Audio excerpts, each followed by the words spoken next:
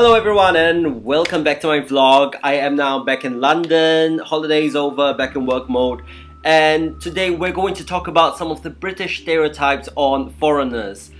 I'm going to speak from a very personal perspective. I have been living in the UK off and on for about 16 years, since 1997. So I'm going to be talking about some of the stereotypes I have encountered when British people have met someone who looks like me, who's obviously Asian or Chinese looking, and there are some positive and negative stereotypes, and today I'm going to talk about both. It's probably a topic I could talk about for many hours, but we're just going to focus on 4 positives and 4 negative stereotypes for now.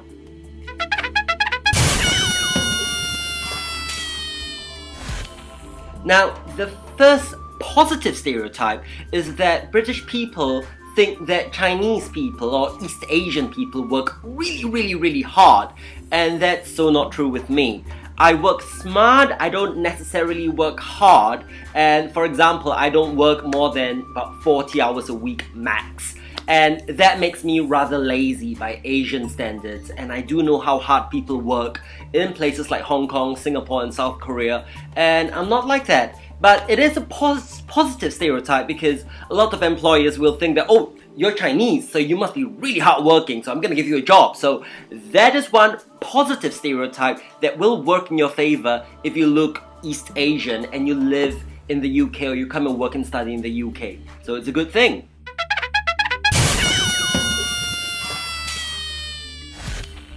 Now, the second positive stereotype is that British people do think that Chinese people in particular, or all East Asian people, are really good with numbers, figures, and mathematics, and I think that's completely untrue. Now, when I was growing up in Singapore, there were plenty of Chinese kids in school who were hopeless with numbers and couldn't do mathematics to save their lives. But somehow, there is this stereotype that, oh, we all have this mental calculator just because we're Chinese and we are wonderful at figures, we'll make fantastic accountants, and that's just simply not true. Despite the fact that, yes, I was born in Singapore to Chinese parents, well, mostly Chinese parents, I am not genetically or culturally predisposed to be fantastic at mathematics. Like everyone else, I had to make a real effort with mathematics. I had to study hard, revise hard in order to get through mathematics at school. And I don't think I'm any different or more capable than white people or black people when it comes to numbers.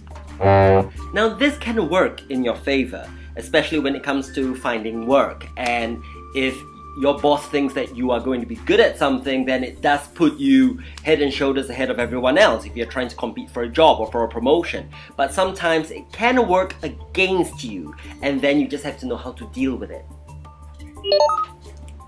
Alex, I need these accounts by the end of the day. But I can't. I've not done this before. It's... You're good at this. Honestly, You're gonna be okay.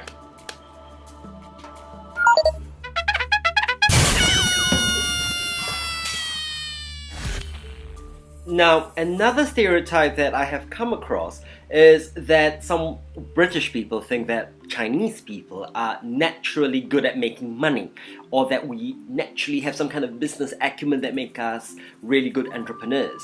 I don't believe that's true. Sure, there are some very successful Chinese business people around, but listen, I've lived in Singapore. I've seen lots of Chinese people who are hopeless at making money, who can't even manage their own finances, and they get into debt and they can wind up retiring with virtually no money, without a penny to their name. So that is a bit of a misleading stereotype, I think, and it works in my favor where people, are willing to give me a job or give me a chance and give me a promotion if they think that I'm going to be good with money. But otherwise, I don't think that is a stereotype that's necessarily true.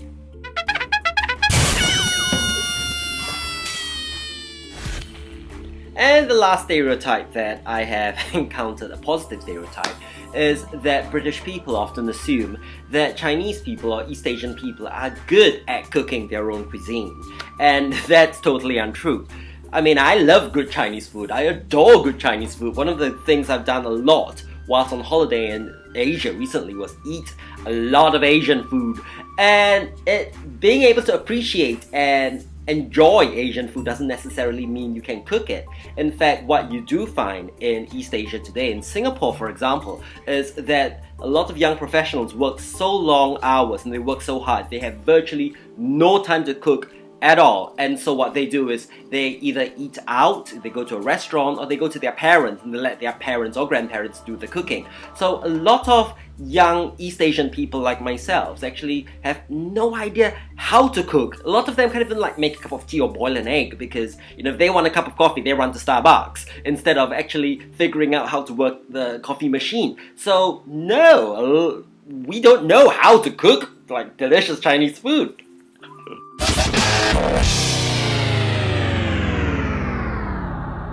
Okay, so now we're going to talk about some of the negative stereotypes. The first negative stereotype that I've come across a lot actually is that a lot of British people do assume that just because you look Chinese or you look East Asian that you can't speak English.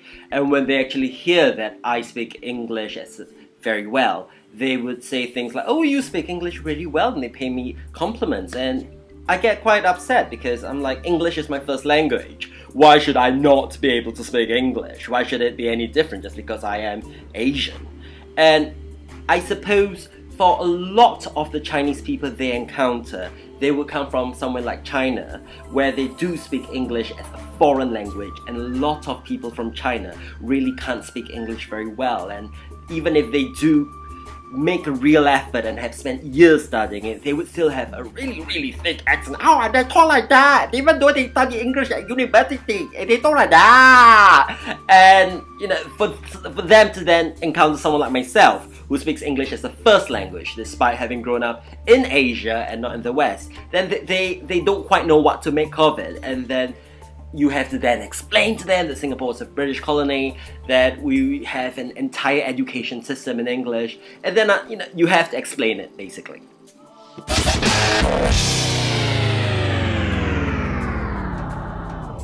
Now, the second negative stereotype that I've encountered is that some British people do think that Chinese people don't really want to assimilate, that we want to hide in our Chinatowns and mingle and socialize with other Chinese people. And I really don't think that's true, and it does really irk me that some British people think that way. But I can see where they're coming from. If you're an immigrant from China who can't bloody speak English, then you don't have the language skills to make friends and socialize with other people who speak English. Therefore, by default, you are forced into the Chinatowns where you can meet and socialize and form communities with other people who speak your language. But for young Asian immigrants like myself who do speak English fluently and as a first language, then we really have no problem socializing and making friends. I mean, for myself, my friends are people I have something in common with. I really don't care about the color of your skin or what country you're from or what language you speak, as long as I can communicate with you. So I seek out people who maybe work in the same industry, who enjoy the same kind of sports, or maybe enjoy the same kind of leisure activities. So I'm totally colorblind in terms of looking for friends, and that's something I think a lot of British people still have yet to get over, because they assume that just because you're foreign, you want to look for someone from your own country, and that's so not true in my case.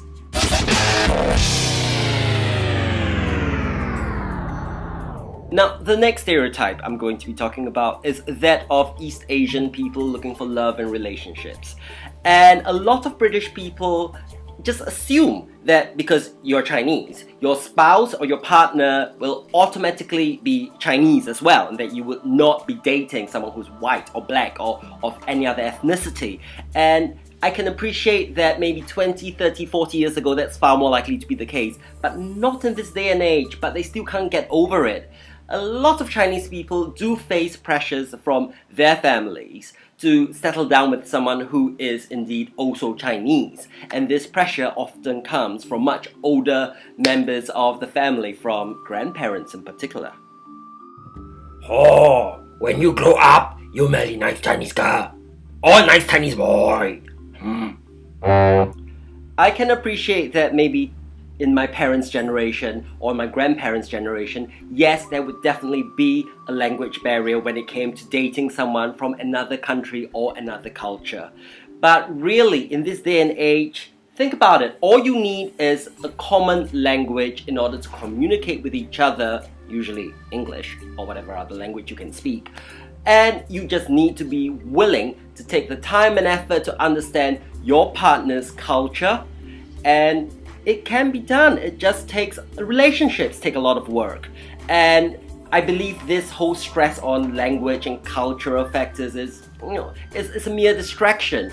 And indeed, I know lots of people back in Singapore who are Chinese and married other Chinese people, and both partners are from the same culture, from the same country, and they still bicker and fight and have a miserable marriage and end up in divorce. So what makes you think that marrying someone from the same country or from the same culture is a guarantee for a happy relationship? So British people, listen up. Do not assume that Chinese people always will only date another Chinese person. It's so not true in this day and age. Thank you.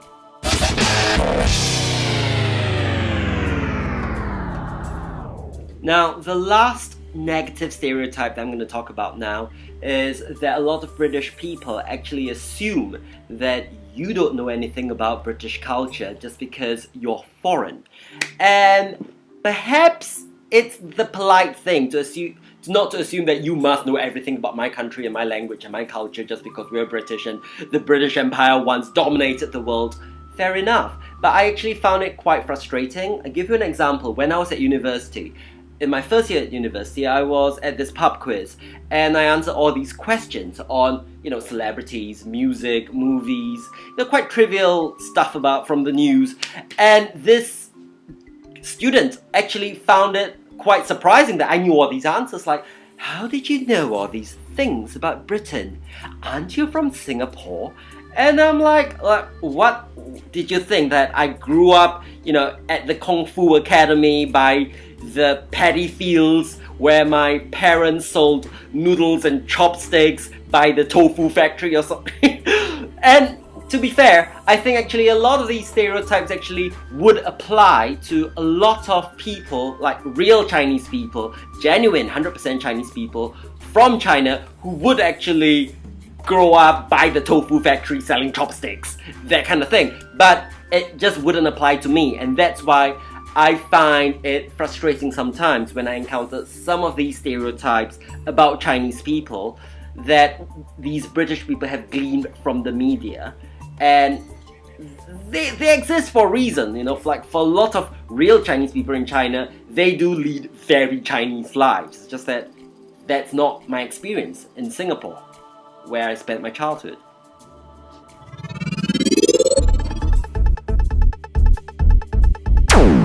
So that's it from me for today. I just want to finish by saying that there's a huge difference between ignorance and malice.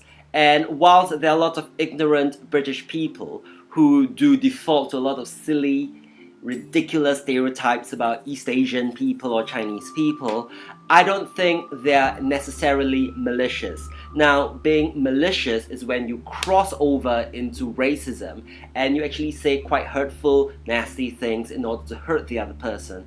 And I don't actually think that most British people are racist. It's not been my experience at all. Most British people are very, very open-minded and they're anything but racist, even if sometimes, yes, they can be ignorant. And when you do correct them, you tell them, no, it's not like that in Singapore, or it's not like that in East Asia, they actually feel quite embarrassed and they're very apologetic about having been confused or ignorant about their facts. So there you go.